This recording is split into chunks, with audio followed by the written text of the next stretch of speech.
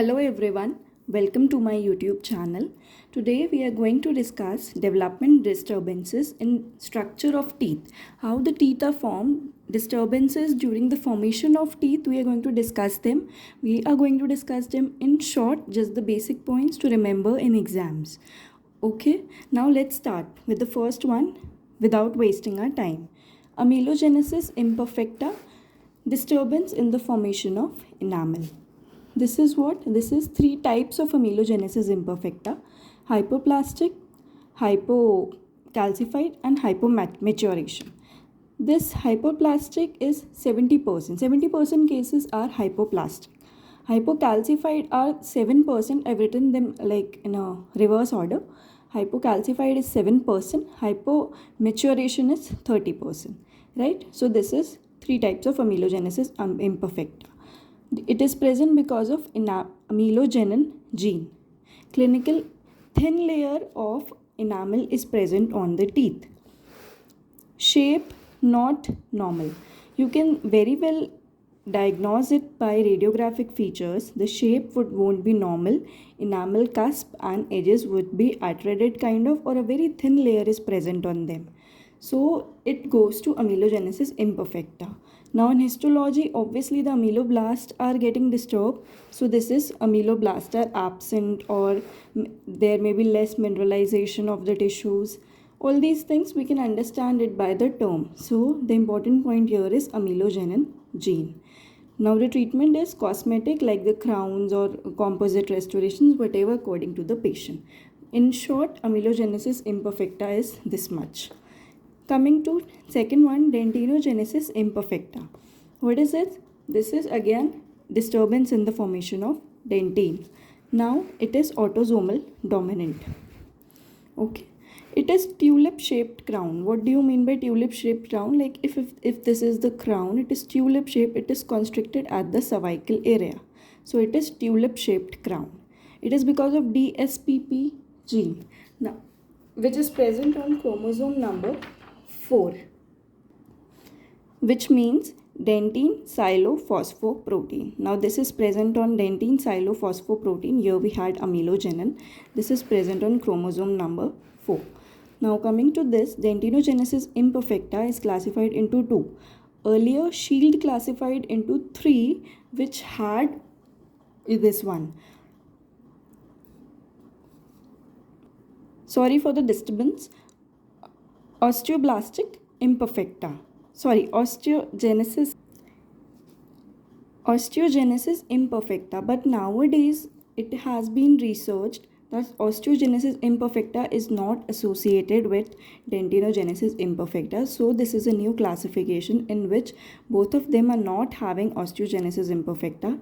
Number 1 is opalescent and number 2 has a shell teeth which is bradywine.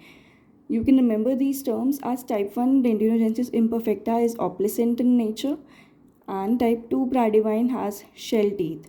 Here shell teeth means it has a lot of space, the dentine is not present, so there is a lot of space present beneath the enamel or within the crown. Histologically, large and less number of tubules. Obviously the less number of dentine is present, so less tubules and they are larger in diameter. Treatment is again crowns for them. Coming to dentine dysplasia. Dentine dysplasia is also known as rootless teeth. Okay, it again has type 1 and type 2.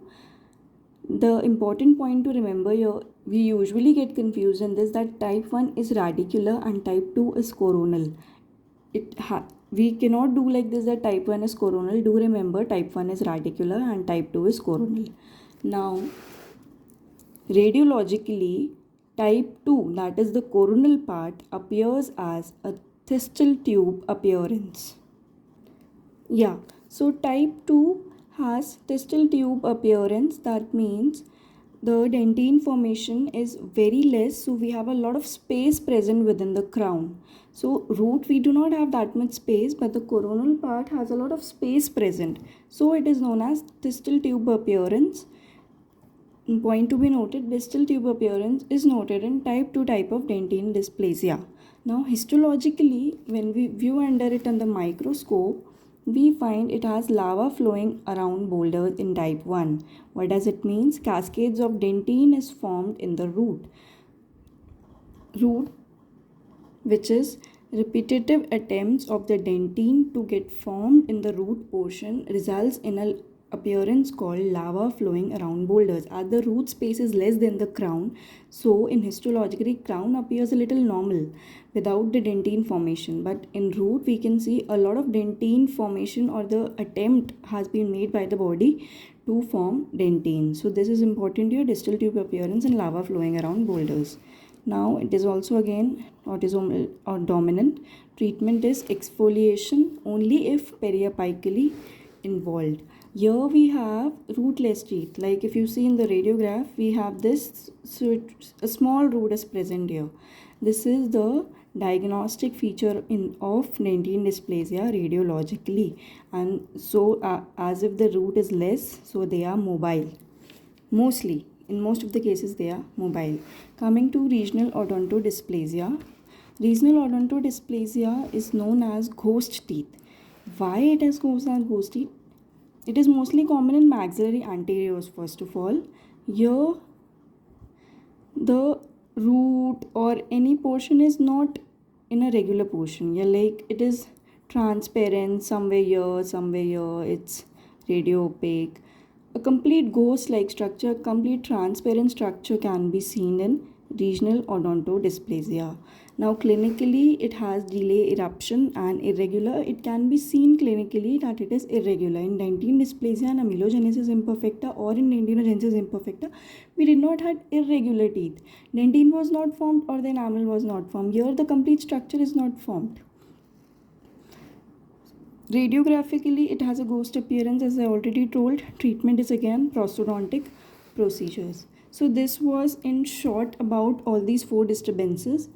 Now, in each of them, the question will not give only the one feature. It will give many features, like histologically also, clinical features also. So it would be easy for us to diagnose. It is not on just one basis, like radiographically we have to diagnose all the other features. So please relax, we will get other options also. And if you do like my explanation, please do subscribe, share, and if you have any doubts then do comment. Thank you, and do comment if you need any improvements too.